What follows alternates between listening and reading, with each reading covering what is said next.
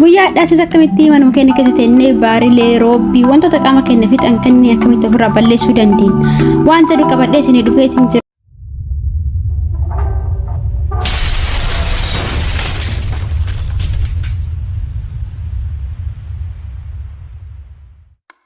السلام عليكم ورحمة الله وبركاته. الشمار كفون كم جرتنا بدوتة دعوة تسانتي وروشة هندما كيسانو بكم جرتنا نجين كوسنا دكا وجتة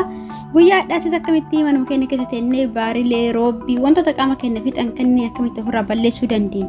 وانت دو كبدي سني دفيتين جرا ورونا رادوتنا نادوف بغاني كان دفتني تشاينا لكوني واي فيا دبتغرغر رت وان دلقو في akka guyyaati wanta gallaka tusinna ragau like akkasuma subscribe gochuudhaani mallattoo olitti galchuu hin dagatina isin jedha like osoon godhen hin bayna obboleeyyan kiyya asumaan gara mata dura qabadhee dhufeettoon isin dabarsu akkuma dura maqaa isiniif dha'uuf yaaletti yeroo baay'ee waa hunda caala kan qaama keenya rakkisaa jiru miidhaa jiru keessattuu biyya keenya keessatti wanta akka baarileetii fi roobbiidha. Baarileen kun faanti hedduu kan ulfaatudha fakkeenyaaf kan nama tokko qabatee deenaa biraatti illee kan daddarbu akkasuma qaama keenya dhiqannee osoo qaamni keenya hin gogin uffata uffannee akkasuma immoo uffata jiidhaa fuunee qaama keenyatti gaaf uffannee baarilee kana saaxilamuu dandeenya. Namni biraatis uffata nama baarilee qabu yoo fudheetiin hin uffate baarileedhaan saaxilamuu danda'a. Baarileen kun bakka tokko qofa si qabatee kan taa'u osoo hin taane bakka hunda kan waliin nama ga'uudha. Morma jalatti nama bayee haga harmaa gad dugdaa irra gadi sabootuma suutaanii dawaa isaa argatanii yaala argatee yoo hin fayyini qaama hunda suutuuta nama balleessaa deema. Inni kun immoo ofitti amanamummaa keenya gadi buusaa konfidensi keenya hataa deema sababbiin isaas yeroo baay'ee namoota hedduu hin argina namoota baarilee kana qabanii ofitti amanee iddoo nafa dhiqataa ta'uu naa biratti ta'uuti uffata baafachuu hanga inni sodaatu gahaa jechuudha. Sababbiin isaas qaamni isaa kun qaamni uumamaa kun badee buburrate qaama isaa kana balleesseetiin waan irra deddeemuu fi hedduu tokko waan nama jibbisiisuudha waan baay'ee nama rakkisuudha. Sanis ta'ee kana samma gara mata duree kiyyaatti maal dibannee yookiin maal godhannee baarilee kan ofirraa balleessuu dandeenya akkamitti irraa of eeguu dandeenya yoo jenne yeroo baay'ee biyya keenyatti baalaan markitan kana isa kanadha kan fayyadamnu baala kana fayyadamnee yeroo baarilee qabnu ganama subi itti rigatan ijoolleen baay'een ana kana akka ofii kiyyaa beekutti akka ofii kiyyaa fayyadameetiin jirattillee baala kana itti riganna baalli kun hedduu takka nama guba hayileedhaan ofitti rigani paarsentee dhibba balleessuu baatu akka tokko hin balleessa garuu balleessii achi dhafama namarraa hin godhu yeroo tokko deddeebi'eetuma baarileen kun nama rakkisa. Kanaafuu mootuu isa kanarra kam osoo fayyadamnee hundaan nurraa balleessuu danda'a. Baarileen uumamumaan nurraa fayyee qaamni keenya isa ganama sun nu deebuu danda'a waan jedhuufi suura irratti akka argartan kana wanti kun hixaana jedhama biyya keenya yookiin mootuu hammee jedhama. Hubadha hammee kuni hammata osoo hin taane hammeedha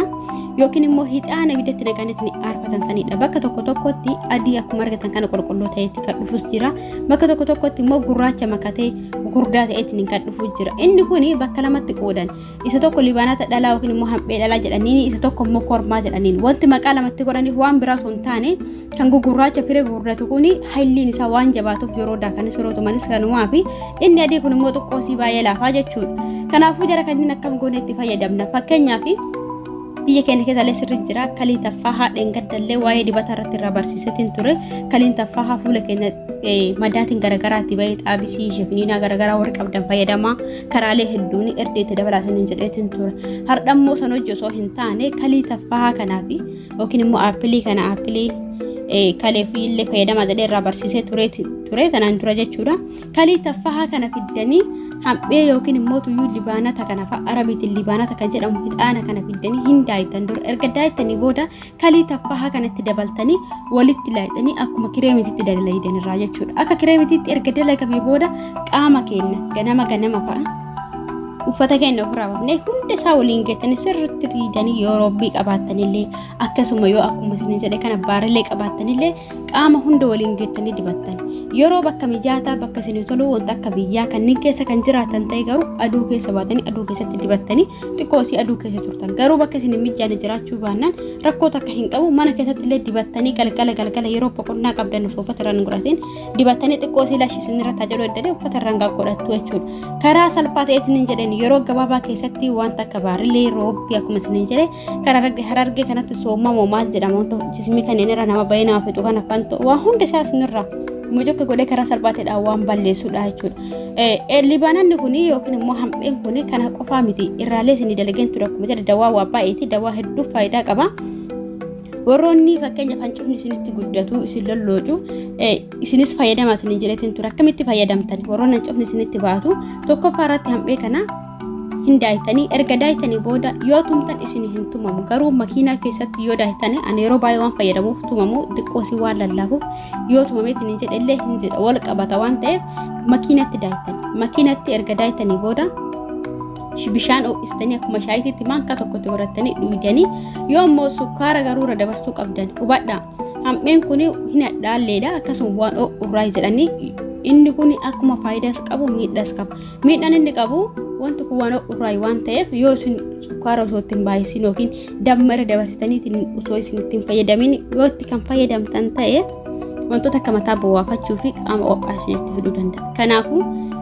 hambeen maankaa tokko ta'e sukkaarri maankaa lama ta'uu qaba hambeen wanta tokko guutuu ta'e immoo inni suni waasan guutuu lama ta'uu qaba walumaa galatti qixxee dabarsamuu qaba jechuudha sukkaarri yoo sukkaara hin qabne garuu namoonni damma qabdanii damma irra dabarsitanii zanjibilaa wajjin itti fayyadamuu dandeettan warroonni hancufni isin baatu kan isin jedhu kun garuu